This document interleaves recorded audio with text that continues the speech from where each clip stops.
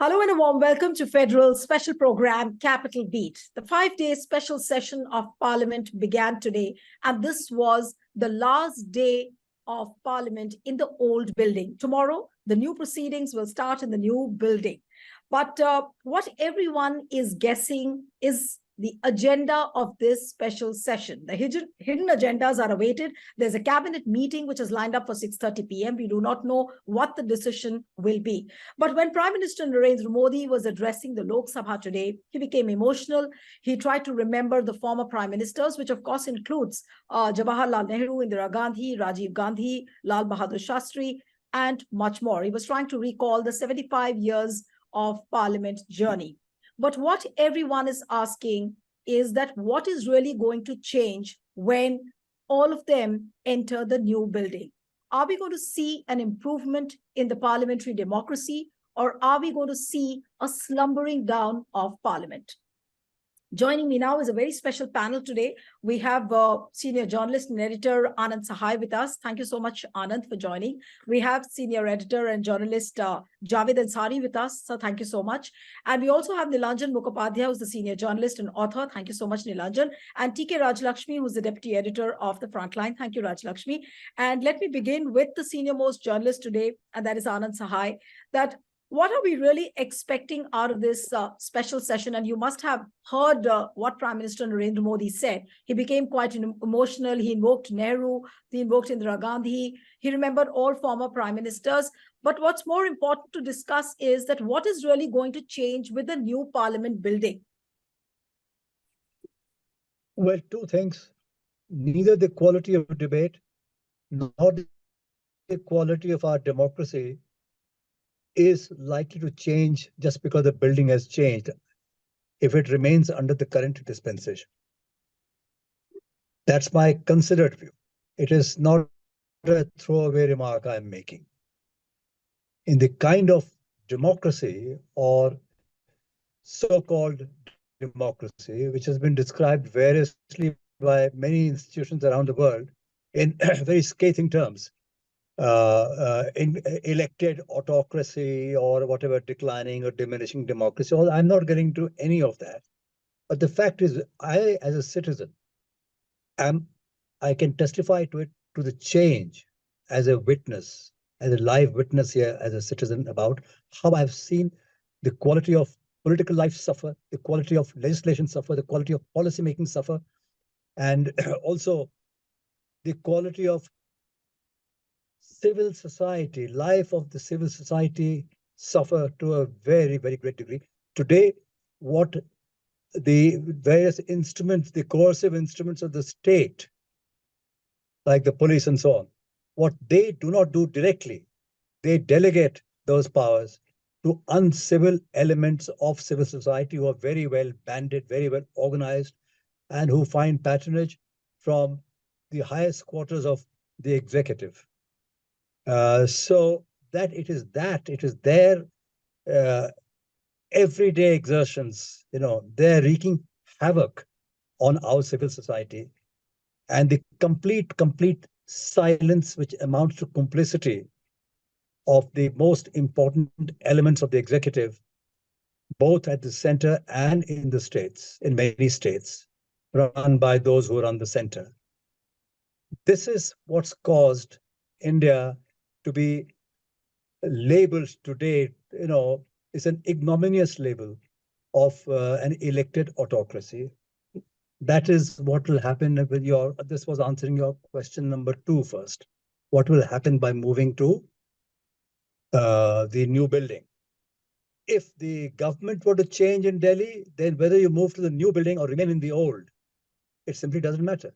It simply doesn't matter. I think, again, in my way of thinking, the whole thing of starting this new building in the name of expanding numbers that will be required over time to come, the whole thing, to me, it seems like a very contrived logic, because what the present government is doing, they are not only building a new parliament house, that too, of course, but they're also building a new prime minister's house, a new vice president's house. They're doing, like someone is trying very, very hard to leave their legacy behind, like the Rajas of yore.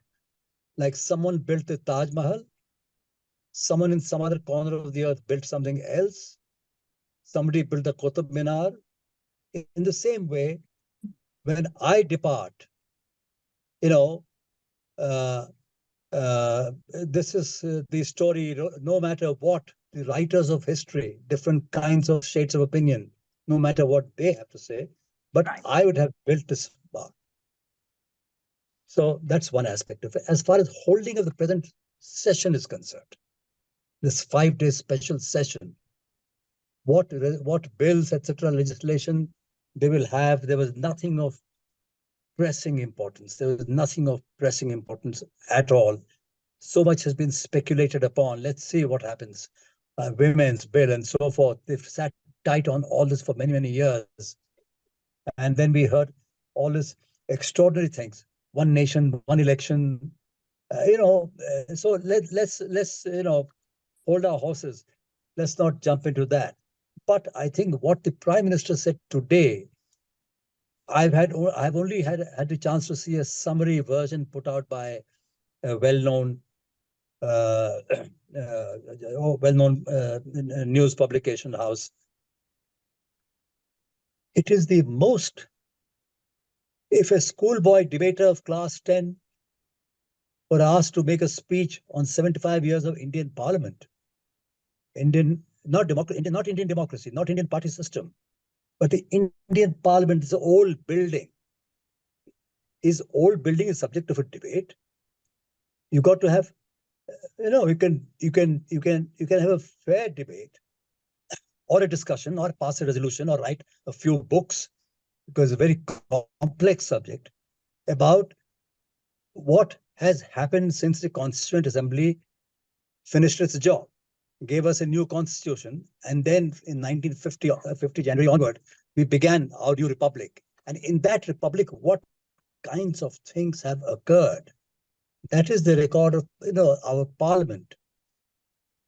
In this case, the old building, which the Prime Minister of India never hesitates to point out, as though it is something, is one of those things that, that we must now get over, because newness, Amritkal newness has to be found, new symbols of that have to be located, and therefore new building.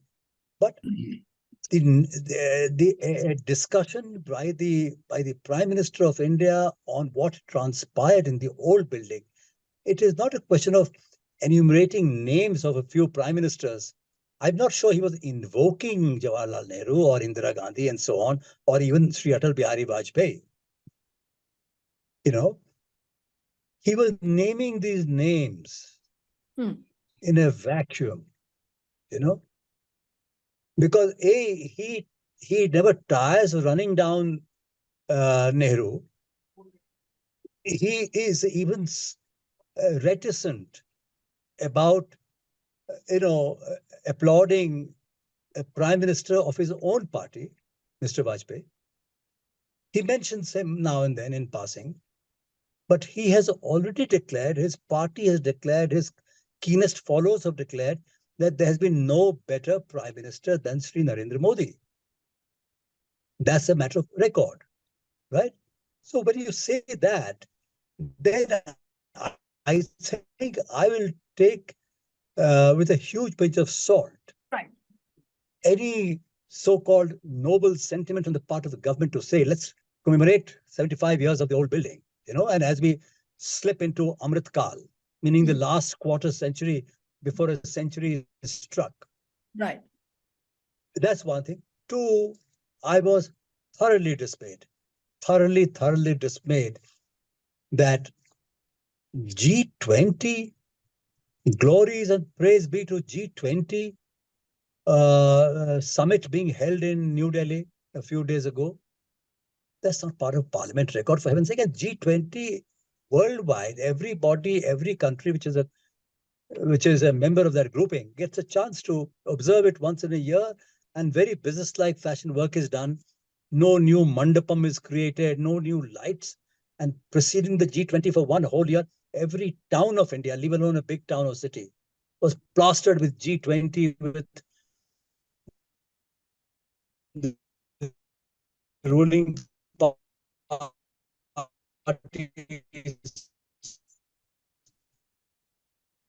Anand, your audio is breaking. Your audio is breaking, Anand. Are you able to hear me?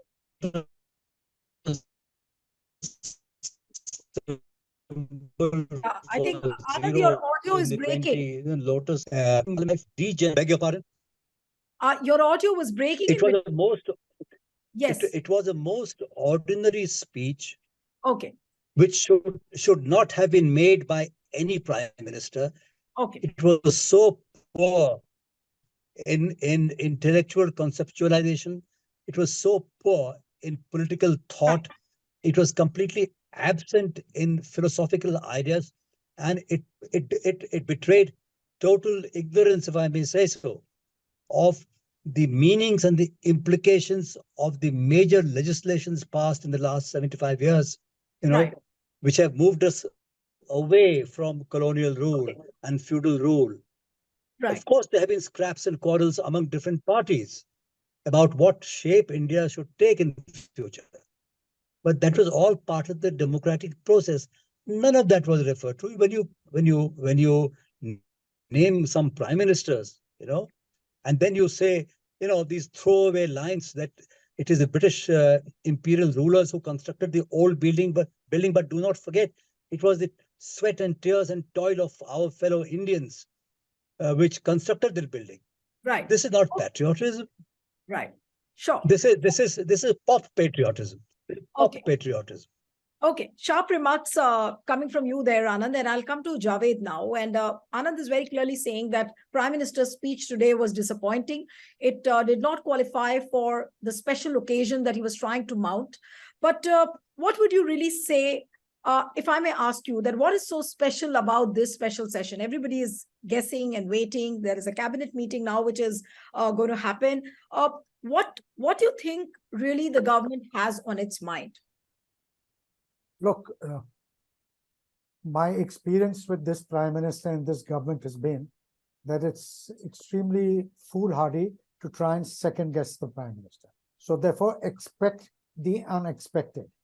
A special session, by its very definition, must have something out of the ordinary. There must be something which is different from routine business. It cannot be routine. So far, what you've seen is just the agenda that they've laid out. The stated agenda suggests that it will just be routine. They've already gone back on the selection of the chief election commissioner and the election commissioner's issue. So the rest of the stuff is pretty routine. Even that was routine, and for that you didn't need a special session. So with this Prime Minister, don't rule out something unexpected. What he's going to come up with, at least I don't have a clue. I'm waiting to hear what Nilanjan has to say, because he's a lot more clued in and wired into how the BJP works, and especially the present Prime Minister's mind.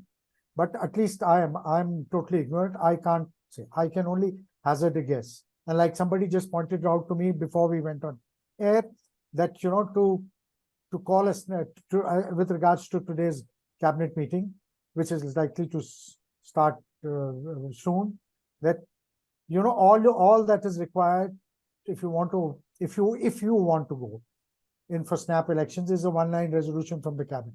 I'm not saying that that's going to happen, but this is a thought that somebody put into my mind.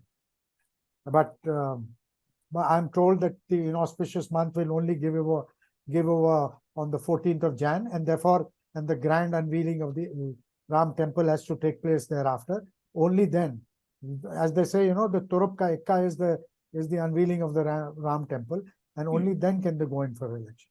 Right. So what else is he going to pull out of his right? This self-congratulatory session, patting yourself in the back.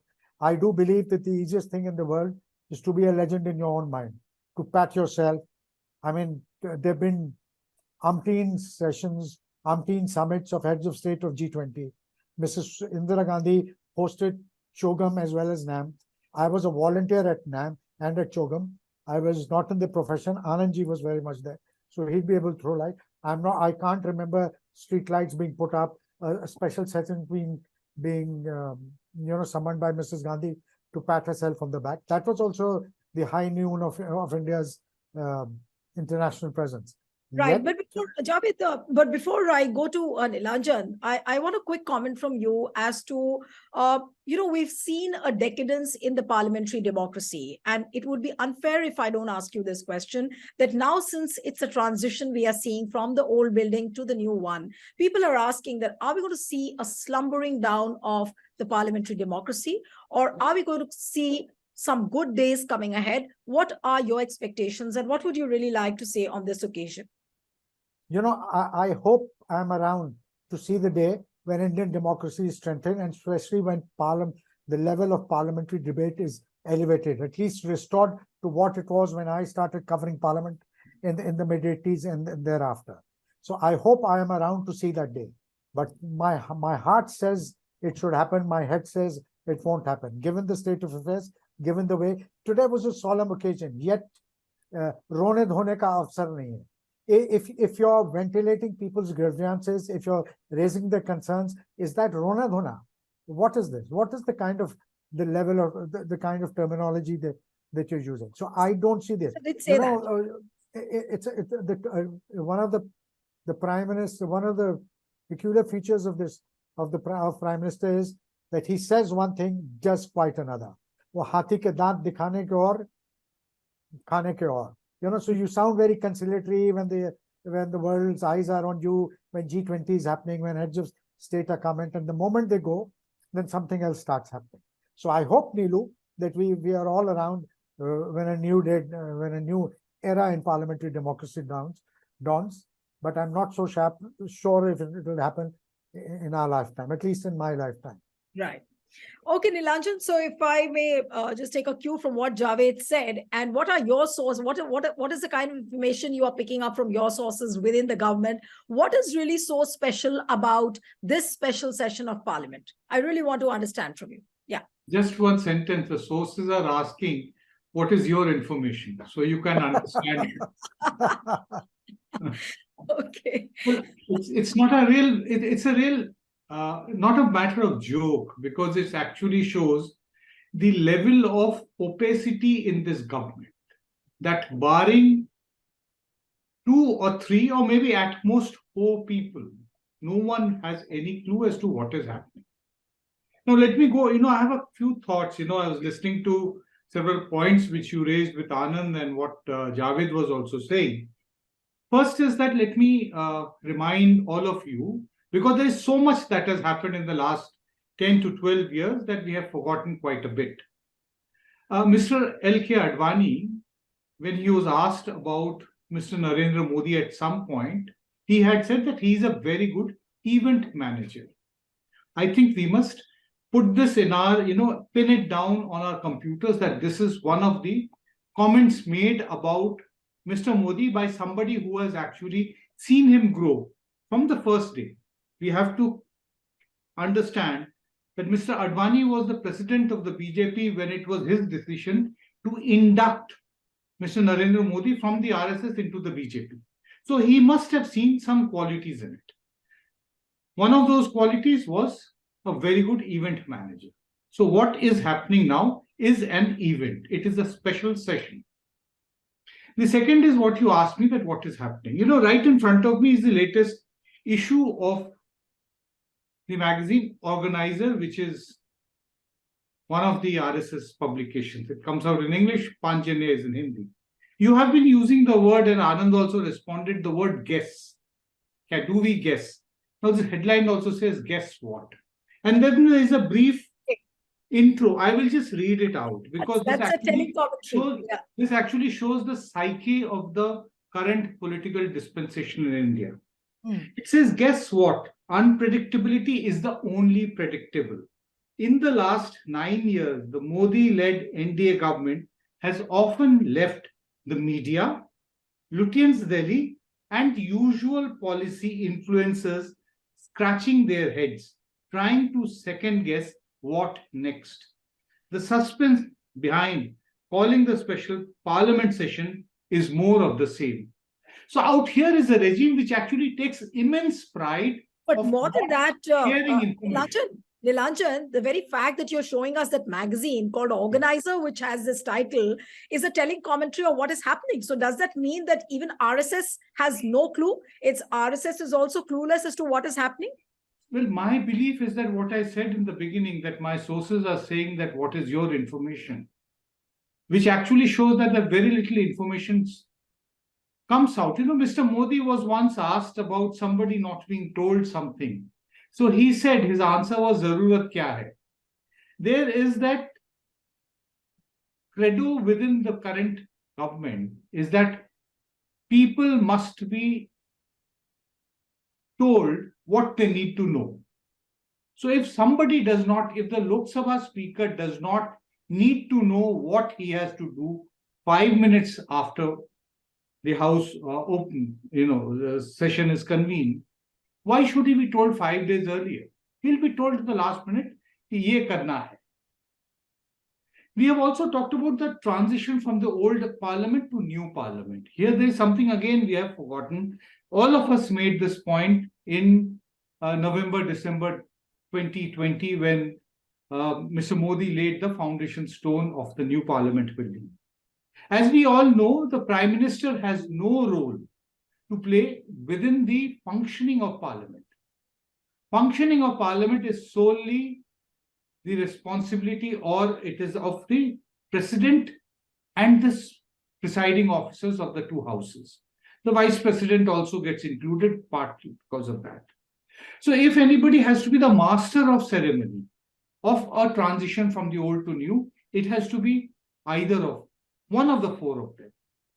We had the Prime Minister actually laying the foundation stone. We had the Prime Minister inaugurating Parliament House. So it very well shows that out here we are stepping into a process where the Constitution is being devalued, is being trampled upon. So you can well understand what should be our expectations. This Parliament building, if you look at it and compare it with the previous structure had a certain amount of openness. You could walk past and you could see people walking around. You could feel that you are able to see what they are doing inside. At least that is a sense what happened. Everybody knew that they would not be chatting within the galleries. We have all spent decades and years covering Parliament, so we know that nobody is actually discussing anything in the corridors. But yes, there was a certain amount of interaction between Treasury bench members and the opposition and the media and bureaucracy also, which used to walk around. The new building is a completely closed building.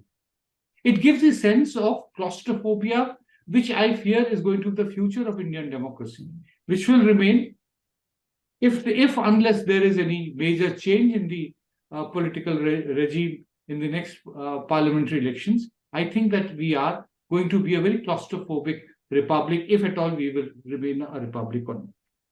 Right. Definitely are going to be a lot of surprises over the next 4 days, because it is typical of Mr. Modi's style to have a last laugh, to say ki sabko stumped kar diya, bold kar diya. That is what is going to happen. So let's see what is going to be, what's there in store, what the government, what Mr. Modi has thought, what he intends to do. Right. Again, very strong remarks coming from you, Nilanjan. And if I may come to you, Rajlakshmi, that whatever we have discussed so far, it's very, very clear that Prime Minister Narendra Modi is focusing only on the swanky structure of the parliament. But like the hardware is ready, but nobody is talking about the software of parliament as to how the parliament is going to run. Now, I was looking at a number of stories. Now, today, Indian Express has done a beautiful story of how the Lok Sabha is aging. It's asking fewer questions, passing fewer bills. Prime Minister doesn't seem to be bothered about these things. The only thing he's worried about is that, he talks about the structure of the new parliament. He talks about emotions, which Anand very beautifully explained that, is just for the heck of it. It's almost like he's speaking in a vacuum.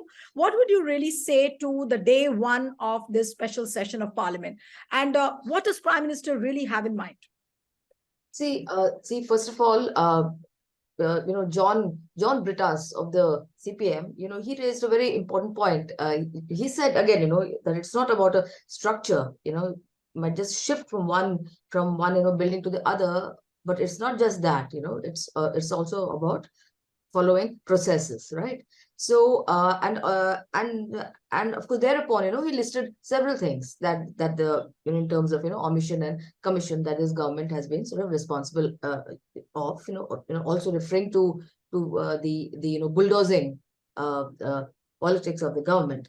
Now in fact, other than that, in fact, what the BJP has to say, including the its main spokesperson, Piyush Goyal, again, he's sort of rattled off the various achievements, this government, and there was really no less, vision, okay, sort of, given as to how are we going to, is there going to be some change in the way we operate?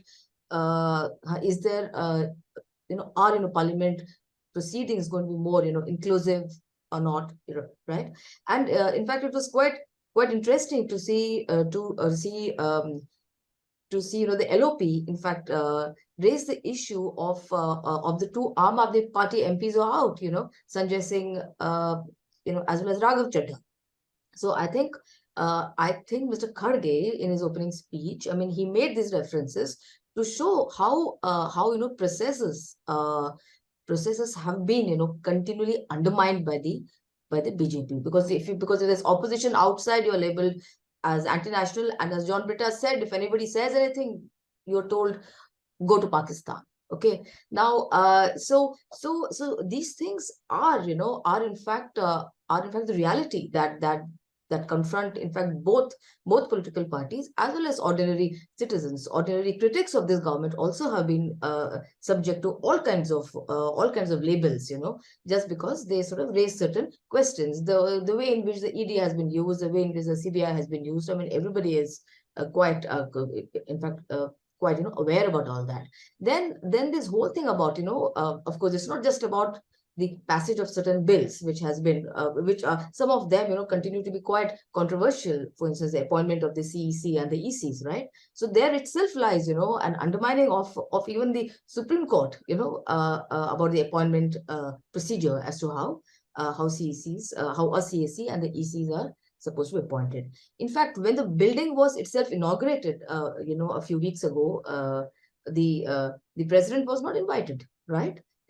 That itself, I'm saying that all these things are just part of a scheme of things in which have somehow which have been talked about, but then there's a long list, essentially. So the processes, I think, do matter, which is what today some MPs really spoke on those things. There was one MP, I can't recall from which party. I think it was a BRS.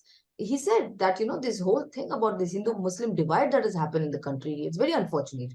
We talk about the achievements at the end of the day, 75 years, but then is this what we have come down to? Because we all sort of began, with the partition, and now again there is this entire paradigm in which minorities are treated. So other than these issues, the whole symbolic, the shifting from old, new, there's a little bit of nostalgia, etc. But again, processes are, important, as we said. In fact, the government could not stop itself crowing about, how we abrogated Article 370. It's part of its achievements. If you just look at what's happening in Jammu and Kashmir today, some kind of introspection also needed to have been done, right? And this whole thing about the Prime Minister's, sort of visits in Parliament, the amount of time that he spends in Parliament, in terms of responding to the issues that are raised. So all in all, there was a lot that, in fact, came up in the course of the discussion today, and I'm quite confident that in the course of the next 1 week, the opposition is going to talk about things like price rise. It's going to talk about unemployment. It's going to talk about Manipur. It will also talk about the terror attack in Jammu and Kashmir. So all these things the government has to be sort of prepared for.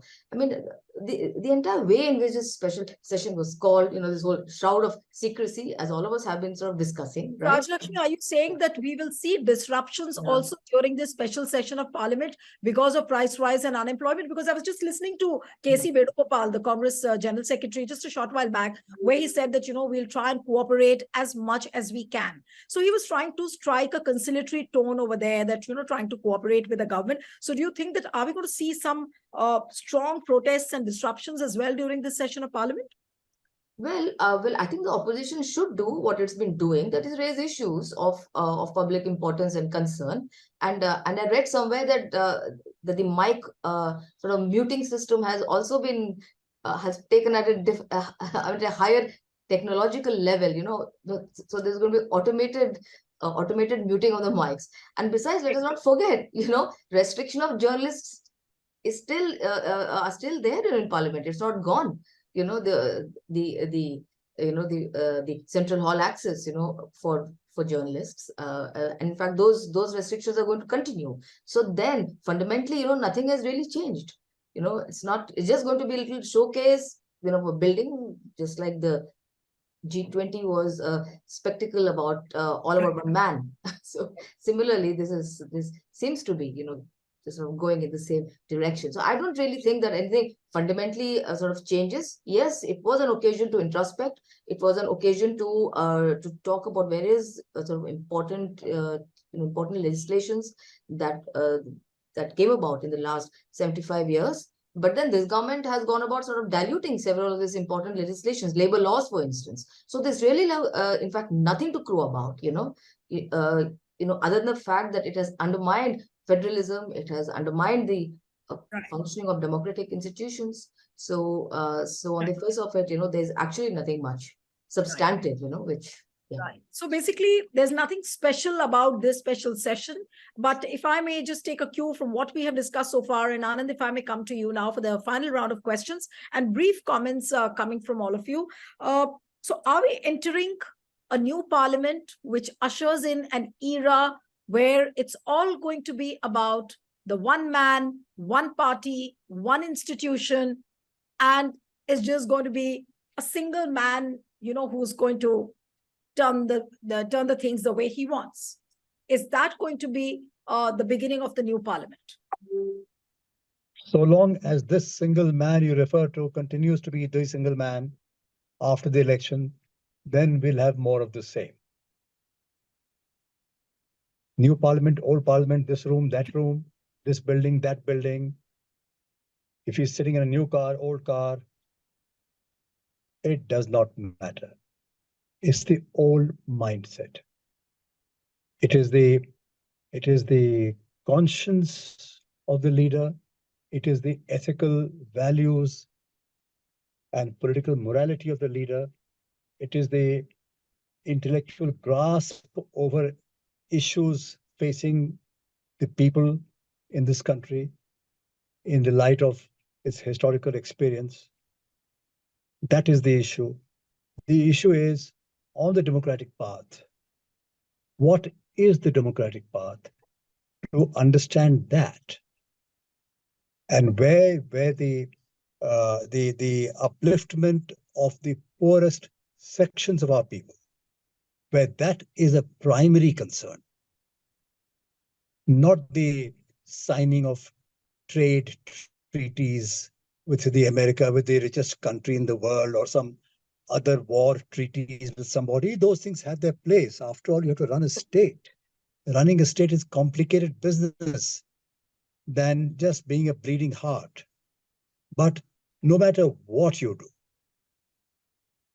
in the field of international affairs, in the field of war policies, peace policies, all those things have to be tailored to the upliftment of the last man in queue that Mahatma Gandhi wrote about.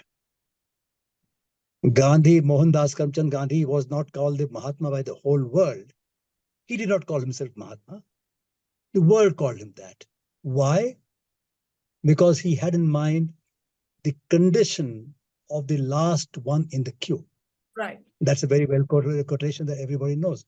So I think not to make not to put too fine a point on it, I think if the same set of people continue, then I think disastrous course will continue to confront India. Right. Right. Okay. So if the regime change happens or not, it's a matter of time. Elections will probably, let us know what's going to really happen. But Nilanjan, towards the last lap of the discussion, are we entering into an era where we'll see more and more contradictions, where it'll only be about the swankiness, about the infrastructure, or as what PM Modi says, that it's all about so much of vikas and development, but the social fabric and the processes, the institutions, political morality, or the constitutional uprightness, all that is going to take a backseat because it doesn't matter to PM Modi at all. If you actually go back to the time when Mr. Modi was the chief minister and then track his political development, you will find that shock and awe tactics has always been part of his political career. Everything, it has to be an entry into the record books. He is the first Indian Prime Minister to have visited Greece in so many decades. That is what is put out, and that is what is said also in a personal tweet. So that way, if we actually depute somebody to prepare a list of the records which Mr. Modi has claimed that he has set since 2014, I think it is going to be more voluminous than a large number of Indian government official books. Shock and awe is very much important for him. Overwhelming display of power and spectacular, he wants to keep on showing force, gizmos, all that is something that he loves doing that. This is what is going to happen. Also going to constantly drop words. Parliament, temple of democracy. I said this when I stepped in as a member of parliament. That is what he said today. That मैं जब पहली बार यहाँ सदस्य बन के आया था, तो मैंने अपना सिर झुकाया था. Obviously, so the camera was there. And then this is what I said. But did he treat it like a temple when Manipur was in flames? People were killing each other. All that opposition wanted was to come and make a statement. Did not. Did he actually say anything on Manipur till the time the opposition was in the house? He did not. So do you actually treat a temple the way he treats? Comes into Parliament House. That is what he's done since 2014. You can check his attendance record of the House and compare it with the previous prime ministers. I'm sure that, the data will speak for itself. So likewise, I think that there is going to be a lot of posturing, a lot of words would be dropped, but nothing in spirit. The spirit of these words are going to be missing. It's not important only to follow the constitution in letter, but it is very important to follow it in spirit. For the last 9 months, from last November onwards, the vice president has been, at the forefront, along with the previous law minister, questioning the basic structure doctrine of the Supreme Court, which is, set up by the Supreme Court in its famous, Keshavanand Bharti case, 1973. A lot of time, 50 years is a lot of time for these to become institutions, to have become an idea on which there is complete consensus. Now you come and say that there is nothing called the basic structure of the constitution. We can amend everything if we have a legislative majority. So I think that the new house is going to see, unless there is a regime change, the new house is going to have a lot of what has already happened since 2014. Okay, Rajlakshmi, if I may come to you now, what would you really say towards the end? And of course, the first day of this special session of Parliament is over. We do not know what is going to come out from the cabinet meeting. But as what Nilanjan was saying, that there'll be a lot of posturing, a lot of shock and awe episodes we could see. What would you really say towards the end now? Yeah, there'll be more of the kind that we have witnessed over the last few years since 2014. There'll be more of spectacle. There'll be more of bluster. There'll be more of filibuster also. And And of course Manipur, it's really odd, we had the Assam Rifles chief say that is never seen anything like this, as bad in Manipur, where the ethnic strife has become so sort of virulent and so divided. Now, here is a time, for the man at the top to really heal, and but it's not happened. It's not happened. It's all showcasing, essentially. I mean, as far as people's issues are concerned, I think this government is far removed from that. Of course, other than the undermining of institutions is one thing, but as far as people are concerned, aren't those people in Manipur? Aren't they But part of Rashmi, India, Bharat? lot is being said about that, the government might bring in a women's reservation bill. Now, whatever ground Modi seems to have lost, do you think that they will start riding high again on the women's reservation bill? Though the opposition has tried to take the winds out of the sails by saying that, look, we need the women's reservation bill. But what if the government brings in that? Again, that's a guess, but still. I don't know, Nilu. It's a long process. They'll again refer it to the standing committee, probably. Anyway, there's so many bills that are not referred to the standing committee either. But then to say that I have done this for the women of the country, I mean, it's not going to cut any eyes, because everybody will see it as an election gimmick, and it's not going to really, because this government had the numbers since 2014. Okay, there was no obstacle, no impediment to it, and it always sort of made a declaration in its manifestos, that, I mean, every election that we would sort of implement this. But I don't think the BJP is really interested in in sort of democratizing in fact anything, including representation of women in parliament and state assemblies. And in fact, I'm surprised that their sort of women MPs don't sort of clamor.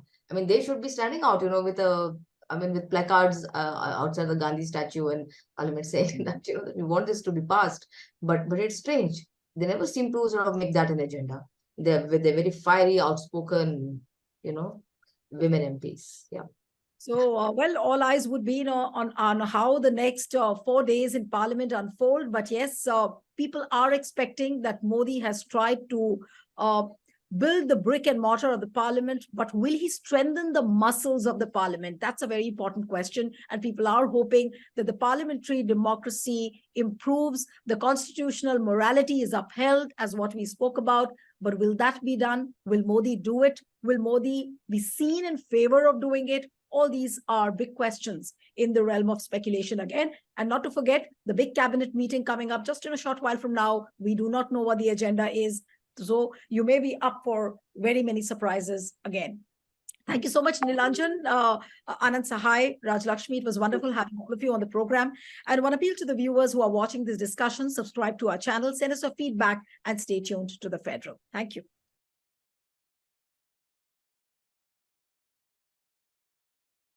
Subscribe to The Federal's YouTube page for more news and updates.